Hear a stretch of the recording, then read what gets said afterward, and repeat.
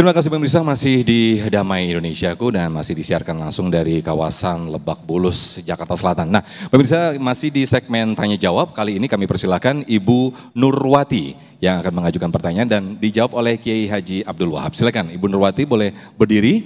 Yang mana Ibu Nurwati? Iya, oke, silakan Bu. Assalamualaikum warahmatullahi wabarakatuh. Waalaikumsalam warahmatullahi wabarakatuh. Begini Ustadz, saya mau bertanya, bagaimana tanggung jawab suami bila suami itu sakit, tidak bisa memberi nafkah lahir dan batin. Bagaimana Ustadz? Terima kasih. Assalamualaikum warahmatullahi wabarakatuh. Waalaikumsalam. Waalaikumsalam warahmatullahi wabarakatuh. Silakan Yai. Baik, terima kasih. Ini pertanyaan kelas berat ini. Lahir batin masalahnya Yai. Lahir batin. Baik Ibu, begini. Di dalam Al-Quran dicontohkan ada 4 kelompok. Kelompok pertama adalah disebutkan di dalam Al-Quran, Innallaha astafa Adam wa Nuha wa ala Ibrahim wa ala Imrana alal alamin.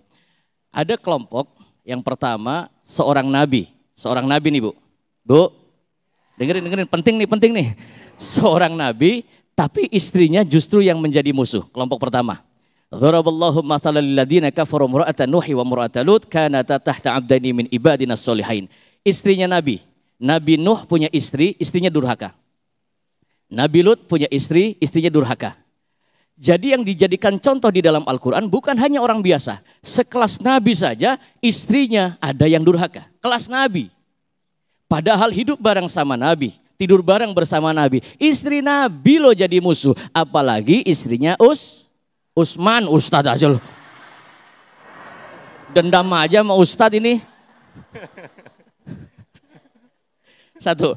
Yang kedua, ada contoh. Wanitanya solihah, istrinya baik, berbakti kepada Allah. Tapi punya suami durjana. Namanya Asia. Punya suami Fir'aun. Fir'aun suaminya. Ada nama Asia di sini ada? Tapi Asia ketika menjadi istri Fir'aun, yang memang Allah punya maksud untuk mempersiapkan nanti akan dihanyutkan bayi Musa kecil, diambil oleh Asia dan dirawat oleh Asia. Ketika Asia menjadi istri Fir'aun, yang Fir'aun itu tidak pernah memberikan nafkah batin, tidak pernah memberikan nafkah lahir, karena memang Asia dipersiapkan oleh Allah hanya untuk mengambil dan mengasuh bayi Musa. Apakah Allah perintahkan untuk melawan kepada suaminya? Tidak. Lalu ada contoh juga Nabi Ibrahim alaihissalam yang sukses.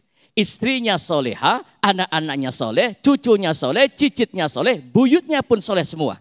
Maka kalau kita, punya suami yang sudah tidak mampu memberikan nafkah lahir dan nafkah batin, maka kewajiban seorang istri, kalau masih jadi suaminya, maka apapun bentuk wujud suaminya, maka ibu tetap harus hormat, patuh, bakti kepada suami kalau pengen jadi ahli surga. Amin.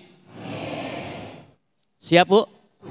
Nah ini dandan yang cantik boleh nih buat suami nih. Jangan mau tampil doang di TV One cantik. Mau tidur sama suami, depan suami harus lebih cantik. Teplok yang tebel. Anda tua Ustadz, nggak apa-apa tua juga. Teplok kirinya melorot lagi, diangkat lagi. Ini kadang-kadang mau pengajian, mau kondangan cakep-cakep. Cincin dipakai semua sampai jalannya kayak orang cangkrang. Dirubah. Karena kewajiban mutlak berbakti kepada suami, apapun bagaimanapun bentuk suaminya, ibu wajib taat. Walaupun suami tidak bisa memberikan nafkah lahir dan nafkah batin. Ingat, kata Nabi, seandainya ada yang boleh disujudi selain Allah, pasti aku akan perintahkan seorang istri bersujud kepada suaminya. Paham Bu? Mutlak, selesai. Baik, Masya Allah Kiai Haji Abdul Wahab atas jawabannya.